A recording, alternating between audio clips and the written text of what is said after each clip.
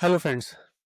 आपके parents India में हैं, आप अब्रॉड रहते हैं, यूके, यूएस, कनाडा या मिडिल ईस्ट। एक दिन आपको फोन आता है कि they are no longer there, that your father have passed away. So आप तुरंत एक फ्लाइट लेते हैं, रिचुअल्स करते हैं। जब प्रॉपर्टी ट्रांसफर करने की बात आती है, then the real nightmare begins. Housing society ये कहती है कि लीगल हेयर सर्टिफिकेट दिखाइए, बैंक ये कहता है कि सक्सेशन सर्टिफिकेट दिखाइए, म्यूचुअल फंड्स और डीमैट कहते हैं कि भाई आप बाकी की कोर्ट ऑर्डर्स या details, nominations and other things दिखाइए। तो आप फिर समझते हैं कि without a will inheritance in India can become a long, costly and emotional battle. Today let's decode why thousands of NRIs are struggling to claim their rightful inheritance in India and how a simple will can save years of distress. Hello friends, this is Rajat Dar. I'm managing partner at Finogent Solutions and we assist investors for settling their estates in India and abroad. So when the grief turns into a legal ordeal, एक Uganda based NRI का ही case लीजिए। पिताजी का देहांत हो जाता है, बाद में उनके पास जो अहमदाबाद में एक अपार्टमेंट था, कुछ एफडीज थी और एक डीमैट अकाउंट था।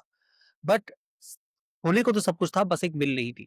हाउसिंग सोसाइटी ने बोला हम बिना लीगल हियर सर्टिफिकेट के ट्रांसफर नहीं करेंगे। बैंक ने बोला एफडी और डीमैट की प्रूफ ऑफ एंटाइटलमेंट चाहिए। रिजल्ट क्या था? 9 महीने की जद्दोजहद, कागजी कार्रवाई, एफिडेविट्स, पेटिशंस और इंडिया की मल्टीपल विजिट्स। और ये कहानी यूनिक नहीं है, हजारों एनआरआईज के साथ हुआ है। डिस्टेंस, ब्यूरोक्रेसी और मिसिंग डॉक्यूमेंटेशन मिलने मिला के एक नाइटमेयर क्रिएट कर देते हैं Hindustan. So now when the delay becomes permanent, US based NRI ने 2016 में अपने पिताजी को लूज किया। आज 2025 है और वो अभी तक अपने 1.5 करोड़ के डिपॉजिट्स, 3.5 करोड़ की हैदराबाद की प्रॉपर्टी को, reason there is no will. उनके डिपॉजिट्स चले गए आरबीआई के depositor education and awareness fund में और डिविडेंड्स जो थे वो एक्यूमुलेट होके investor education and protection fund में चले गए। जब फंड्स इन बॉडीज में चले जाते हैं तो प्रोसेस और लंबा हो जाता है, 6 से 12 महीने और लग जाते हैं रिकवर करने में अपना ही पैसा। और हर डिपार्टमेंट, बैंक, एएमसी, रजिस्ट्रार से भी अलग अलग सेट ऑफ डॉक्यूमेंट्स की मांग करते हैं। तो सवाल ये आता है कि पेपर वर्क ओवरलोड हो जाता है। Without a will NRIs face a checklist from hell, like succession certificate, legal heir certificate, affidavits from family members, from co-heirs, indemnity bonds, अलग कोर्ट फीस, हर बैंक का अलग फॉर्मेट। दिल्ली में 3 से 4% कोर्ट फीस लगती है। The total estate value, lawyers की fees अलग होती है, डॉक्यूमेंट्स नोटराइज और एपोस्टाइल करना पड़ता है अब्रॉड। और अगर प्रॉपर्टी मल्टीपल हेयर्स के नाम पे है तो सबके एनओसी मैंडेटरी होते हैं। अगर किसी ने अपोज कर दिया, केस कोर्ट में लटक जाता है for years. So now it comes us to next section, legal complexities NRIs often mix. Yes, they often miss it.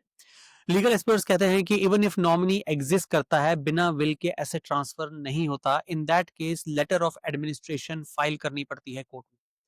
Court एक एडमिनिस्ट्रेटर अपॉइंट करता है जो सक्सेशन लॉ के हिसाब से एसेट्स को डिस्ट्रीब्यूट करता है। और ये पूरा process, lawyer, court fees, coordination, abroad से करना महीने नहीं सालों लग जाते हैं। आरडीआई ने कुछ गाइडलाइंस क्लियर दी हैं, लेकिन ग्राउंड लेवल पर बैंक ऑफिसर्स और AMC staff additional paper work मांगते हैं फॉर सेफ्टी की से। एंड रिजल्ट क्या होता है? Endless back and forth. Now the point is with a will everything changes. Properly executed will change कर देती है सारा सिनारियो। एग्जीक्यूटर जो टेस्टेटर अपॉइंट करता है, डायरेक्टली बैंक, एएमसी या प्रॉपर्टी ऑफिस, डॉक्यूमेंट सिंपल हो जाते हैं। Death certificate, property papers, bank investments proofs, probated will copy. और अगर एनआरआई इंडिया नहीं आ सकता है तो एक power of attorney holder India में पेपर वर्क कंप्लीट कर सकता है। विदाउट विल कोर्ट परमिशन चाहिए, विद विल एग्जीक्यूटर की अथॉरिटी काम करती है।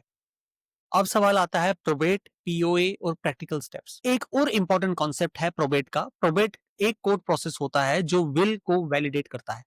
लॉ के हिसाब से हर जगह मैंडेटरी नहीं, लेकिन बैंक्स और इंस्टीट्यूशंस अक्सर प्रोबेटेड विल ही एक्सेप्ट करते हैं। अगर विल कॉन्टेस्ट हुआ, एनआरआई को पर्सनली कोर्ट में विल को रजिस्टर करना, एग्जीक्यूटर इंडिया बेस्ड अपॉइंट करना और एक अपोस्टिल्ड पावर ऑफ अटॉर्नी रखना, ये तीनों स्टेप्स एनआरआई के लिए क्रूशल है। अपोस्टिल का मतलब आपके कंट्री की गवर्नमेंट ने डॉक्यूमेंट वेरीफाई किया है फॉर इंडियन यूज। सो अब इसमें एट फिनोजेंट सॉल्यूशंस हम हर एनआरआई क्लाइंट को एक ही लाइन बोलते हैं, distance is already your biggest barrier, do not make law your second one.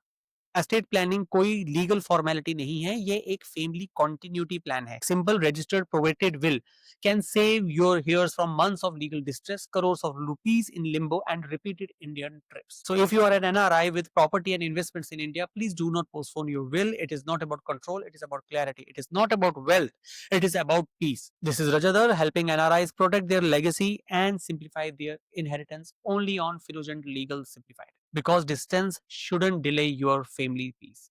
Thank you so much. This is Rajadhar signing off. Have a great day.